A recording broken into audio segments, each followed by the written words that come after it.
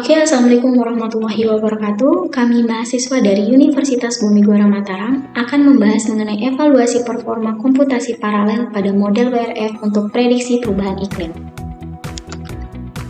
Kami dari kelompok 6 beranggotakan dari saya sendiri. Perkenalkan, nama saya Suci Nuriani dengan NIM 2201010016. Ada Ridho Rabani Kurniawan dengan NIM 2201010024. Lalu ada 2201010009, dan yang terakhir ada Muhammad Fawaz Al-Basir dengan NIM 2201010027. Oke, pada kesempatan kali ini kami akan membahas mengenai apa itu WRF, tujuan WRF, animasi WRF, awal mula WRF, kelebihan dan kekurangan WRF, serta demo program. Yang pertama yaitu apa sih itu WRF? Weather Research and Forecasting atau yang biasa disebut WRF adalah sistem permodelan cuaca dan iklim yang dikembangkan untuk mendukung penelitian ilmiah dan aplikasi operasional dalam ramalan cuaca. WRF ini digunakan secara luas di kalangan peneliti dan praktisionis cuaca untuk memprediksi cuaca jangka pendek maupun cuaca jangka panjang, menggambarkan dinamika atmosfer, dan melakukan simulasi fenomena cuaca yang lebih kompleks. Lalu ada sejarah singkat model WRF yang akan dijelaskan oleh partner saya, Ridho Rabani Kurniawan. Untuk Ridho Rabani Kurniawan, dipersilahkan. Baik, Assalamualaikum warahmatullahi wabarakatuh. Perkenalkan, saya Ridho Rabani Kurniawan. Pada kesempatan kali ini, saya akan menjelaskan sejarah singkat model WRF. Yang pertama itu pada tahun 1996, pengembangan WRF ini dimulai sebagai proyek kolaboratif antara beberapa universitas terkemuka di Amerika Serikat, termasuk National Center for Atmospheric Research atau yang bisa disebut NCAR. Yang kedua itu ada National Oceanic and Atmospheric Administration atau NOAA, dan beberapa universitas terkemuka. Tujuan utama adalah menciptakan model atmosfer yang lebih akurat dan efisien untuk keperluan penelitian dan operasional. Selanjutnya pada tahun 2000, WRF ini dirilis pada tahun 2000 versi 1.0. Versi ini menawarkan kemampuan dasar untuk simulasi cuaca dan mulai menarik minat komunitas ilmiah dan operasional.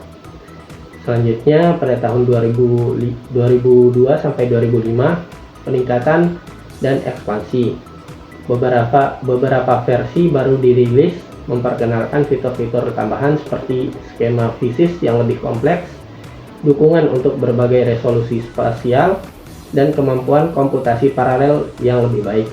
Ini membuat WRF semakin populer di kalangan peneliti dan meteorolog. Yang ketiga itu pada tahun 2005, masih di 2005, adopsi dan penggunaannya mulai meluas. WRF menjadi model cuaca operasional di National Weather Service atau NWS Amerika Serikat. Penggunaannya mulai meluas ke berbagai lembaga cuaca nasional dan internasional, serta komunitas peneliti akademik di seluruh dunia. Selanjutnya, perkembangan lanjutan. Pada tahun 2010, WRF terus berkembang dengan kontribusi dari komunitas pengguna yang luas. Versi-versi baru memperkenalkan kemampuan untuk simulasi skala global, integritas dengan model lautan dan daratan, serta dukungan untuk aplikasi seperti prediksi kualitas udara dan perubahan iklim.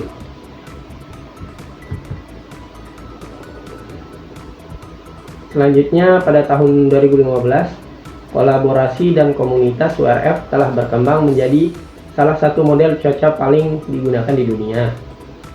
Dengan lebih 30.000 pengguna terdaftar dari 160 lebih negara. Model ini juga didukung oleh serangkaian konferensi pengguna tahunan dan forum online yang aktif. Dan yang terakhir itu pada tahun 2020, WRF terus diperbarui dengan peningkatan performa dan akurasi.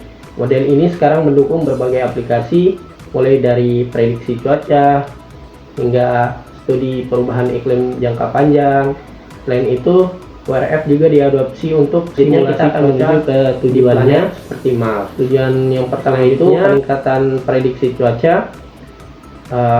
WRF ini memiliki tingkat prediksi yang akurat, meningkatkan akurasi prediksi cuaca dengan resolusi yang tinggi, kecepatan prediksi, mempercepat waktu prediksi dengan komputasi paralel.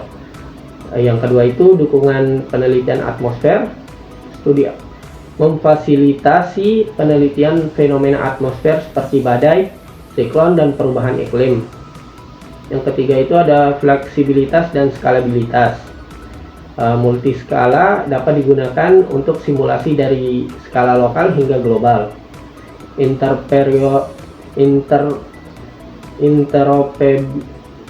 Interoperabilitas dapat berintegrasi dengan model lain dan berbagai dataset. Yang keempat itu ada pengembangan dan pelatihan, mendukung komunitas peneliti dan operasional cuaca di seluruh dunia.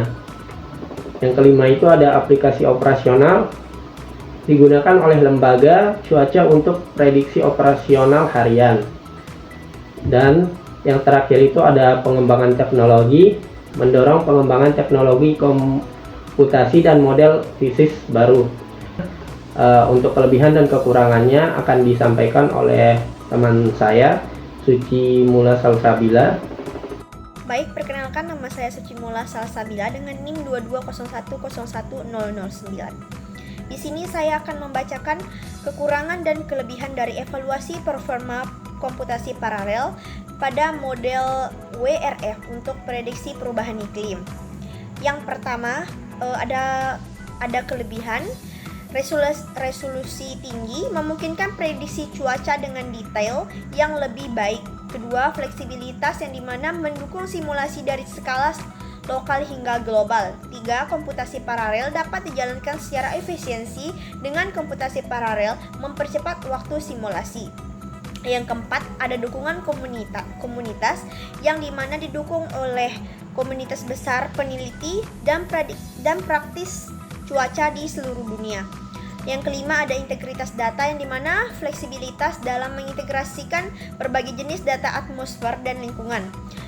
Selanjutnya ada kekurangan dari evaluasi performa komputasi paralel pada model WRF untuk prediksi perubahan iklim. Yang pertama, kompleksitas pengaturan yang dimana membutuhkan pengetahuan teknis yang mendalam untuk konfigurasi dan pengoperasian yang optimal. Kedua, sumber daya komputasi memerlukan infrastruktur komputasi yang kuat untuk simulasi dengan resolusi tinggi dan skala besar. 3. Validasi verifikasi tantangan dalam validasi hasil simulasi dengan data observasional yang akurat. Yang keempat, ada penggunaan energi yang dimana kekurangan konsumsi energi yang signifikan terkait dengan komputasi paralel dan simulasi cuaca intensif. Sekian dan terima kasih dari kekurangan dan kelebihan yang sudah saya baca dari evaluasi performa komputasi paralel pada model WRF untuk prediksi perubahan iklim. Selanjutnya akan dibacakan oleh teman saya, yaitu Muhammad Fawaz Al-Basit. Sekian dan terima kasih. Assalamualaikum warahmatullahi wabarakatuh. Perkenalkan, nama saya Muhammad Fawaz Al-Basit dengan NIM 2201010027. Di sini saya akan menjelaskan slide tentang animasi WRF atau cara kerja Weather Research and Forecasting dan demo program aplikasi sederhana WRF dari kelompok kami. Baik, di sini mungkin cara kerja dari Weather Research and Forecasting tersebut yaitu mengambil data-data dari suhu yang ada di permukaan bumi melalui satelit yang telah terintegrasi oleh sistem. Lalu bakal terekam melalui ke sistem dan ditampilkan oleh aplikasi yang sudah dibuat oleh perusahaan yang bernama Lab ini yang sangat kompleks. Mungkin itu animasi secara kompleksnya. Lalu selanjutnya saya bakal mendemokan program aplikasi WRF sederhana yang telah kami buat. Baik, di sini pertama-tama mungkin saya akan menjelaskan dulu maksud dari codingan yang saya dan teman saya buat. yang dimana pertama harus mengimport beberapa library yang disediakan oleh Python, yaitu ada NumPy sama Matplotlib. Lalu membuat fungsi sederhana untuk simulasi cuaca yang dimana latitude itu mendefinisikan sebagai garis lintang dan longitude itu garis bujur, yang dimana mengisi garis lintang nilainya min 90 sampai 90 dan nilainya 100, lalu garis bujurnya itu min 180 sampai 180 dan nilainya itu 200. Lalu memasukkan garis lintang dan garis bujurnya ke variabel temperatur data yang akan diacak secara random suhunya dan menjadikannya suhu. Lalu plotting hasil simulasi menggunakan PLT figure fixed size 10 kali 6, yaitu 10 itu panjangnya dan 6 itu lebarnya. Mungkin langsung saja ke aplikasinya.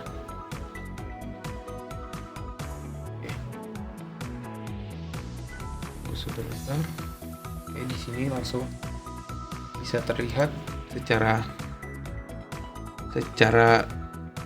nyata suhu-suhu yang terjadi di area-area yang telah dibuat oleh program ini, yang dimana jika suhu sangat berwarna merah, jika titiknya berwarna merah itu suhunya mencapai 60 derajat, dan jika biru itu suhunya 10 sampai minus 20 derajat.